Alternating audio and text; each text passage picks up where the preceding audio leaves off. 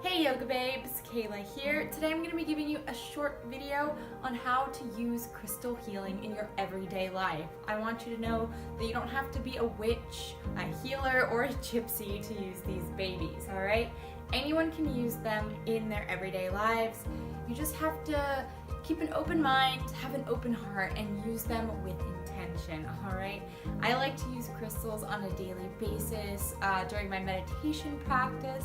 I also practice Reiki, so I'm doing Reiki healing. I like to use crystals, and often I like to wear them. Actually, my engagement ring is an amethyst, so I love crystals so much that I wear one every single day of my life. I also have a cage. I wish I had it up to show you, but I'm actually moving and I've already packed up all my jewelry, but it's a cage that you can interchange different crystals in. So depending on what you're trying to manifest in your life, you can use different crystals in it. Alright, without further ado, I'm going to go ahead and get this video started. First things first, what is a crystal? So a crystal is, according to science, it is the most stable form of matter in the entire universe. And if you really just let that sink in for a second, it is mind-blowing. And when we say stable, as you might know from previous science classes, everything is made out of energy, and everything that's composed of energy, or matter rather, has these molecules that move around, you know? We are essentially these moving molecules of matter. And because they're the most stable form of energy, as you might say, they don't really move as much as a lot of different matter in the universe. So it's kind of cool. It comes back to, if you've ever heard the term sacred geometry, it's where that term comes from. It's a really, crystals are really,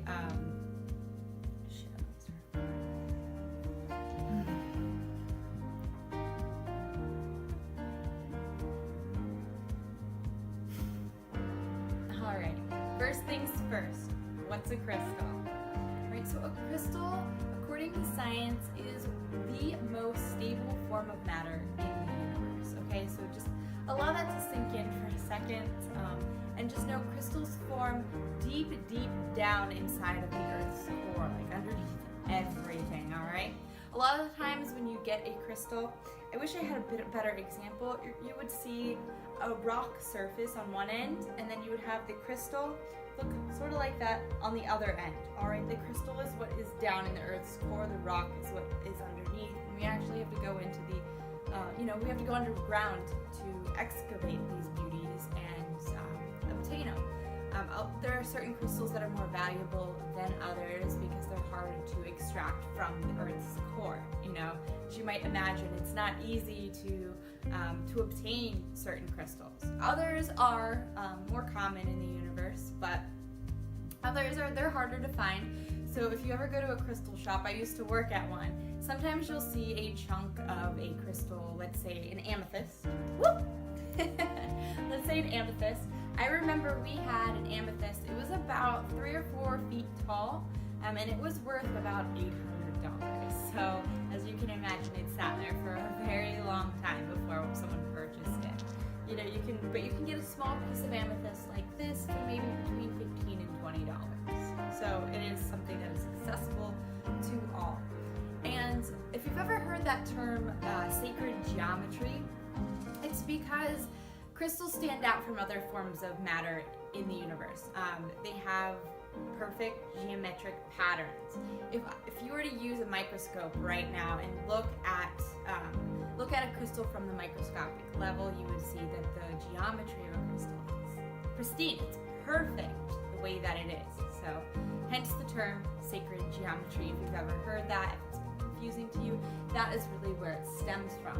As I said, crystals, they vary in shape, size, texture, and each has its own unique vibrational frequency.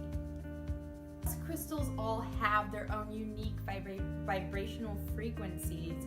They have unique healing properties associated with them. I mean, it's kind of mind-blowing when you really think about it. Each and every crystal is just as unique as every person, animal, creature that's running around on this universe. And known for something as small and really not as simple as we might think, some people might say, a rock, even though there are differences between rocks and crystals, but I could go into that in a different video if I created a really nerdy YouTube channel. But as for right now, we're going to keep it really simple, stick to the crystals.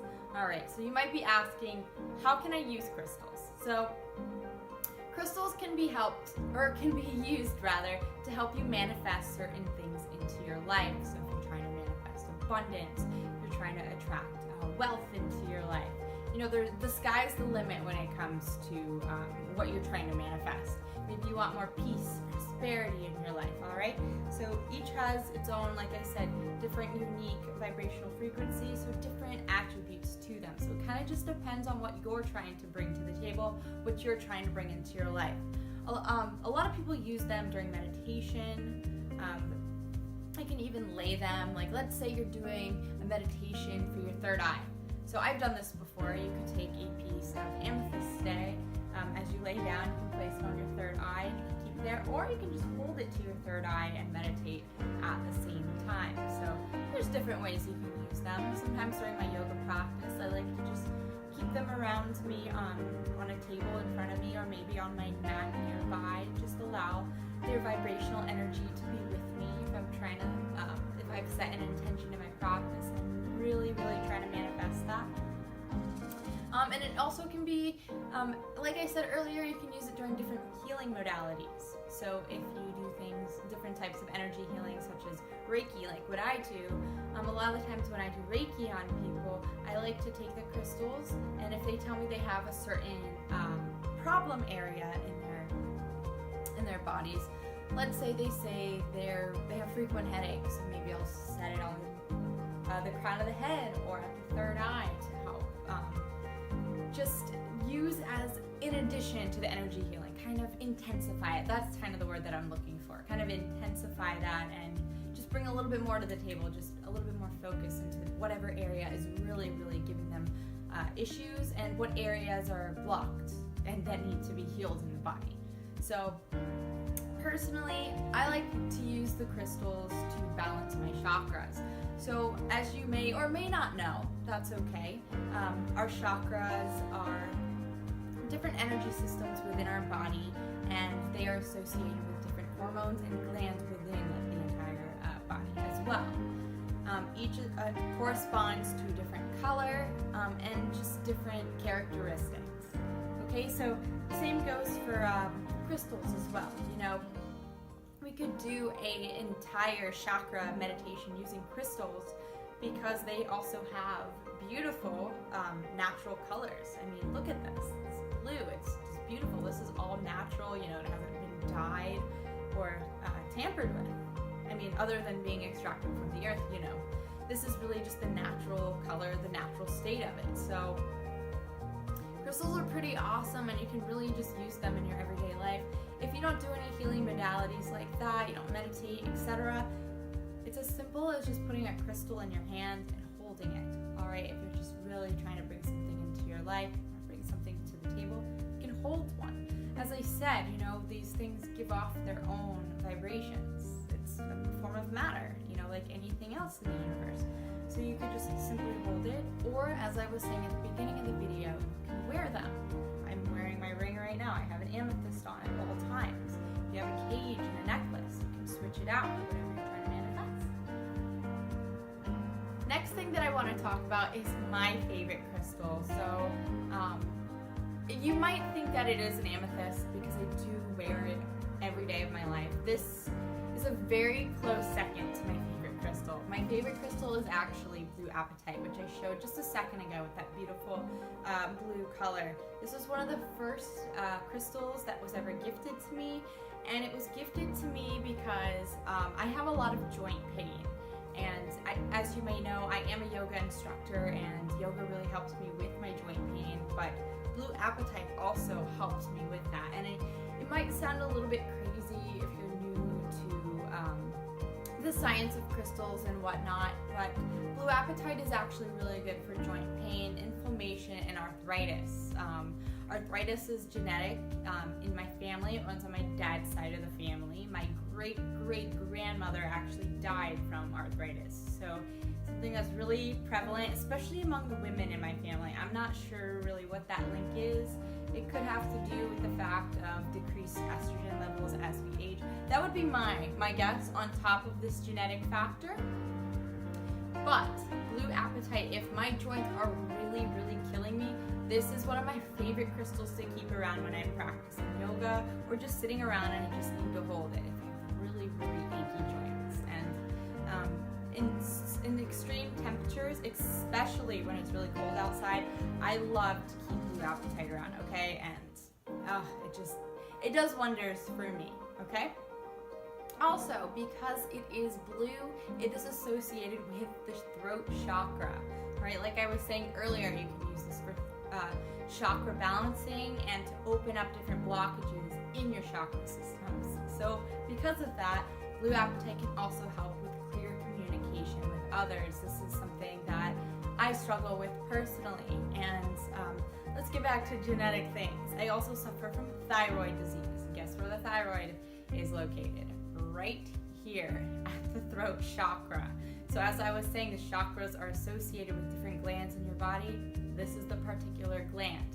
As you can see, there are certain imbalances I have in my body, and these are just certain aids that I personally use to help me out. And if I can help you out by offering you what I call the magic of crystals, then I say, why not? All right? I have hypothyroidism. With hypothyroidism, it's associated with certain symptoms such as low energy, fatigue, trouble getting out of bed in the morning, having the inability to get good rest, an impaired immune system, etc., etc. I could go on for days. Luckily, I do take care of that, and something that I use, again, the crystals. You know, this blue color is going to help me with my throat chakra, okay? So blue apatite in particular helps with inner motivation, it helps with your energy levels, and as a bonus, it helps with aura cleansing, and it can actually help balance your third eye, right? Even though it's associated with the throat chakra, because it's blue, it's associated with your higher chakras, so more of your psychic abilities in life. That's the best way to put it. So it can actually help with that third eye, your intuition, and it can help with any blockages that you may have in that region. So just different things I'd like to share with you. The last thing I want to offer in this video is a little bit of advice on how to choose a crystal that resonates with you. Alright, so a little bit of a backstory. I used to work at a metaphysical shop that sold a lot of crystals. Alright, so something that I would do every time I would come into the store, I would choose 2 crystals to keep by me, by the desk when I was working. And the way that I would choose crystals that resonated with me, alright, very simple. Cup my hand, place them over whatever crystal, okay? And if I felt, the best way to do this without sounding crazy, you'll feel the crystals speak to you energetically, alright?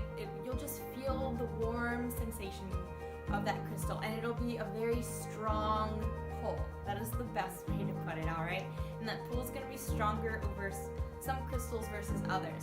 So when I would feel a really strong pull from a certain crystal, that would be one of them, and then I'd go around and I'd find another one, keep them by me, and then I would do a little bit of research on that particular crystal and just get a little bit more educated. So that is my advice to you. If you find a crystal that resonates with you, make sure you do a little bit of research afterwards, and you might be really surprised on what you find out about that certain crystal. You know, maybe it really was something that you needed. I mean, and of course it was. If it is a crystal that spoke to you, of course it was something that you needed in your life.